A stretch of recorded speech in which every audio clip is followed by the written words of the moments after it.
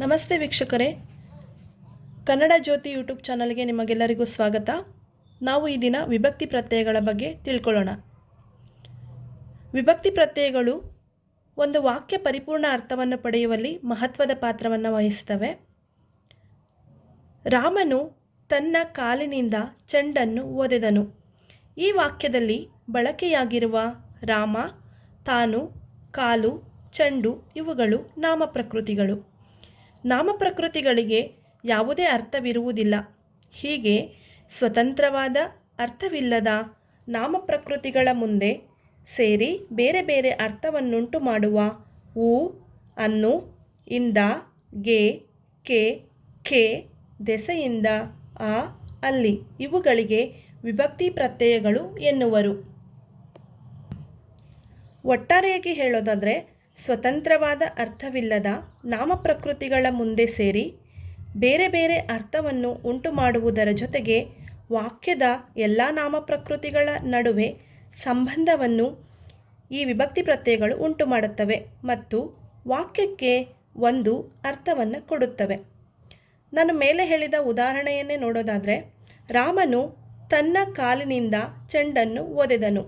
ಇಲ್ಲಿ ರಾಮನು ಅನ್ನುವಲ್ಲಿ ಉ ವಿಭಕ್ತಿ ಪ್ರತ್ಯಯವು, ತನ್ನ ಅನ್ನುವಲ್ಲಿ ಅ ಪ್ರತ್ಯಯವು, ಕಾಲಿನಿಂದ ಎನ್ನುವಲ್ಲಿ ಇಂದ ಪ್ರತ್ಯಯವು, ಚೆಂಡನ್ನು ಅನ್ನುವಲ್ಲಿ ಅನ್ನು ಪ್ರತ್ಯಯಗಳು ಸೇರಿ ಒಂದು ಅರ್ಥಪೂರ್ಣ ಪದವನ್ನು ಮಾಡಿರೋದನ್ನು ನಾವು ನೋಡಬಹುದು. ಈ ಒಂದು ಪಟ್ಟಿಯ ಮೂಲಕ ವಿಭಕ್ತಿ ಪ್ರತ್ಯಯಗಳನ್ನು ಸರಳವಾಗಿ ಅರ್ಥ ಮಾಡ್ಕೊಳ್ಬಹುದಾಗಿದೆ. ಇಲ್ಲಿ ನೋಡಿ, ವಿಭಕ್ತಿ, ಹಳೆಗನ್ನಡ ವಿಭಕ್ತಿ ಪ್ರತ್ಯಯ, ಹೊಸಗನ್ನಡ ವಿಭಕ್ತಿ ಪ್ರತ್ಯಯ, ಉದಾಹರಣೆ ಮತ್ತು ಕಾರಕಾರ್ಥಗಳು. ಪ್ರಥಮ ಹಳೆಗನ್ನಡ ವಿಭಕ್ತಿ ಪ್ರತ್ಯಯ ಮ, ಹೊಸಗನ್ನಡ ವಿಭಕ್ತಿ ಪ್ರತ್ಯಯ ಉ. ದ್ವಿತೀಯ ಹಳೆಗನ್ನಡ ವಿಭಕ್ತಿ ಪ್ರತ್ಯಯ ಅಂ, ಹೊಸಗನ್ನಡ ವಿಭಕ್ತಿ ಪ್ರತ್ಯಯ ಅನ್ನು. ತೃತೀಯ ಹಳೆಗನ್ನಡ ವಿಭಕ್ತಿ ಪ್ರತ್ಯಯ ಇಂ, ಹೊಸಗನ್ನಡ ವಿಭಕ್ತಿ ಪ್ರತ್ಯಯ ಇಂದ. ಚತುರ್ಥಿ ಹಳೆಗನ್ನಡ ವಿಭಕ್ತಿ ಪ್ರತ್ಯಯ ಘೆ, ಖೆ, ಹೊಸಗನ್ನಡ ವಿಭಕ್ತಿ ಪ್ರತ್ಯಯ ಗೆ, ಖೆ. ಪಂಚಮಿ ಹಳೆಗನ್ನಡ ವಿಭಕ್ತಿ ಪ್ರತ್ಯಯ ಅಥಣಿಂ, ಹೊಸಗನ್ನಡ ವಿಭಕ್ತಿ ಪ್ರತ್ಯಯ ದೆಸೆಯಿಂದ. ಷಷ್ಠಿ ಹಳೆಗನ್ನಡ ವಿಭಕ್ತಿ ಪ್ರತ್ಯಯ ಆ, ಹೊಸಗನ್ನಡ ವಿಭಕ್ತಿ ಪ್ರತ್ಯಯ ಅ. ಸಪ್ತಮಿ ಹಳೆಗನ್ನಡ ವಿಭಕ್ತಿ ಪ್ರತ್ಯಯ ಒಳ್, ಹೊಸಗನ್ನಡ ವಿಭಕ್ತಿ ಪ್ರತ್ಯಯ ಅಲ್ಲಿ. ಇಲ್ಲಿ ಗಮನಿಸೋದಾದರೆ, ಚತುರ್ಥಿ ಮತ್ತು ಷಷ್ಠಿ ವಿಭಕ್ತಿ ಪ್ರತ್ಯಯಗಳು ಹಳೆಗನ್ನಡ ಮತ್ತು ಹೊಸಗನ್ನಡದಲ್ಲಿ ಒಂದೇ ರೀತಿಯಲ್ಲಿ ಬಳಕೆಯಾಗಿರೋದನ್ನು ನಾವು ನೋಡಬಹುದಾಗಿದೆ. ಇನ್ನು ಉದಾಹರಣೆಗಳನ್ನು ಗಮನಿಸೋದಾದರೆ, ರಾಮನು ಊಟ ಮಾಡುತ್ತಾನೆ ಉ ಪ್ರಥಮ ವಿಭಕ್ತಿ ಪ್ರತ್ಯಯ, ರಾಮ ಮರವನ್ನು ಹತ್ತಿದ ಅನ್ನು ದ್ವಿತೀಯ ವಿಭಕ್ತಿ ಪ್ರತ್ಯಯ ಬಳಕೆಯಾಗಿರೋದನ್ನು ನೋಡಬಹುದು.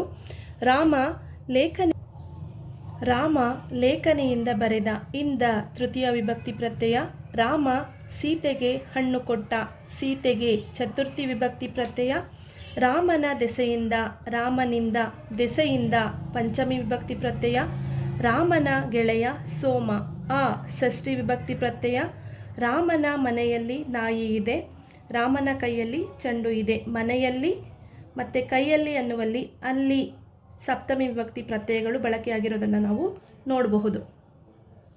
ನಂತರ ಕಾರಕಾರ್ಥಗಳು.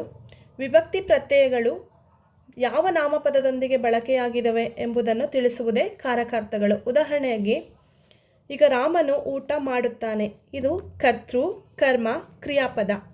ರಾಮನು ಅನ್ನುವುದು ಕರ್ತೃಪದ. ಹಾಗಾಗಿ ಪ್ರಥಮ ವಿಭಕ್ತಿಯ ಪ್ರತ್ಯಯವು ಕರ್ತೃಕಾರಕ ಅಂತ ನಾವು ಹೇಳ್ಬೋದು. ಇನ್ನು ರಾಮ ಮರವನ್ನು ಹತ್ತಿದ, ಮರವನ್ನು ಅನ್ನು ಇದು ಕರ್ಮಕಾರಕ, ಕರ್ಮದ ಜೊತೆ ಬಳಕೆಯಾಗಿರೋದ್ರಿಂದ ದ್ವಿತೀಯ ವಿಭಕ್ತಿಯ ಅನ್ನು ಪ್ರತ್ಯಯವು ಕರ್ಮಪದದೊಂದಿಗೆ ಬಳಕೆಯಾಗಿರೋದ್ರಿಂದ ಇದನ್ನು ಕರ್ಮಕಾರಕ ಅಂತೇಳಿ ಕರಿಬಹುದು. ನಂತರ ತೃತೀಯ, ರಾಮ ಲೇಖನಿಯಿಂದ ಬರೆದ. ತೃತೀಯ ವಿಭಕ್ತಿಯ ಇಂದ ಪ್ರತ್ಯಯವು ಕರಣಕಾರಕವಾಗಿದೆ. ಕರಣ ಎಂದರೆ ಸಾಧನ ಅಂತ ಅರ್ಥ. ಲೇಖನಿ ಅನ್ನೋದೊಂದು ಸಾಧನ. ಅದೇ ರೀತಿ ಇನ್ನೊಂದು ಉದಾಹರಣೆ ನೋಡೋದಾದರೆ, ಕೊಡಲಿಯಿಂದ ಮರವನ್ನು ಕಡಿದರು. ಕೊಡಲಿ ಅನ್ನೋದೊಂದು ಸಾಧನ ಅಂತ ಹೇಳ್ಬೋದು. ನಂತರ ಚತುರ್ಥಿ, ರಾಮ ಸೀತೆಗೆ ಹಣ್ಣು ಕೊಟ್ಟ. ಗೆ ಅಂದರೆ ಕೊಡುವಿಕೆ, ಸಂಪ್ರದಾನಕಾರಕ. ಚತುರ್ಥಿ ವಿಭಕ್ತಿಯ ಕಾರಕ ಸಂಪ್ರದಾನ ಕಾರಕ. ಸಂಪ್ರದಾನ ಅಂದರೆ ಕೊಡುವುದು ಅಂತ ಅರ್ಥ. ಇಲ್ಲಿ ಸೀತೆಗೆ ಹಣ್ಣು ಕೊಟ್ಟ, ಹಾಗಾಗಿ ಇದು ಸಂಪ್ರದಾನ ಕಾರಕ. ಪಂಚಮಿ ರಾಮನ ದೆಸೆಯಿಂದ, ಅಪದಾನ ಕಾರಕ. ಪಂಚಮಿ ಅಪದಾನ ಕಾರಕ. ಅಪದಾನ ಅಂದರೆ ದೂರವಾಗುವುದು ಅಂತ ಅರ್ಥ.